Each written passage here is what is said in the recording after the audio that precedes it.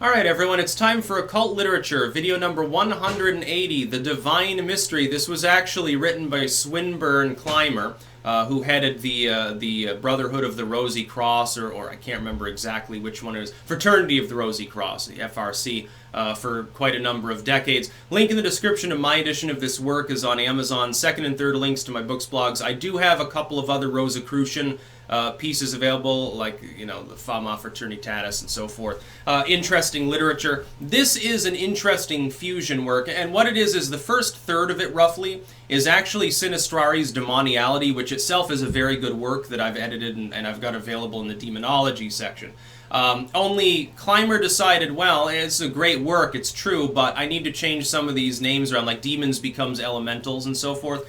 He then proceeds to make the claim that Jesus was the result of a fire spirit, a salamander, as they were termed, not the little amphibian, but, you know, the spiritual salamander of the Hermeticists, had impregnated Mary, and that this is why she was able to give birth while a virgin, and this is why Jesus had, like, magical powers and stuff, because obviously he had this spiritual sort of energy coursing through his veins. And it was very much like the story of the Nephilim, which is also related here. Is, oh, no, the giants that are spoken of in the Bible, they're not actually physically giants. They were stronger, smarter, better than other humans, because their parents were actually not demons or angels in the strictest sense, but these elemental, these airy spirits. And so it's very interesting. And it talks about how generally, like, the spirits tend to be, like, male and go after females.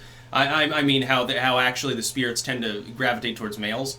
Some of them, I believe the Undines specifically tended to do that, and could actually, like, become semi-corporeal and lay with humans. And by this they attain immortality. They actually gain a soul or something along those lines. So it's a very interesting first third of the work, and then it goes into some basically Gnostic philosophy, time of Pistis Sophia and so forth. And then it proceeds through the end of the work. The last quarter of it or so is predominantly dialogue, actually, involving the Virgin Mary and Jesus, talking about various philosophical things. And of course, philosophical things that might not be in your Christian Bible. So this is an actually very interesting work, but it is a fusion. Again, the first third is technically a different work altogether.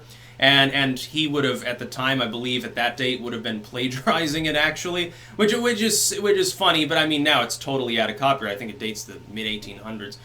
Very good work, highly recommended. It has some weird philosophical asides. If you're interested in, though, like the gnome, sylph, salamander, undine thing, like the elemental spirits representing, respectively, fire, earth, water, and air, you'll love it because it contains that component. If you're into Gnosticism at all, this might pique your interest as well. So again, link in the description of my edition of this work on Amazon. Make sure to read Demoniality as a companion work, because it's a heavily edited version of that he uses.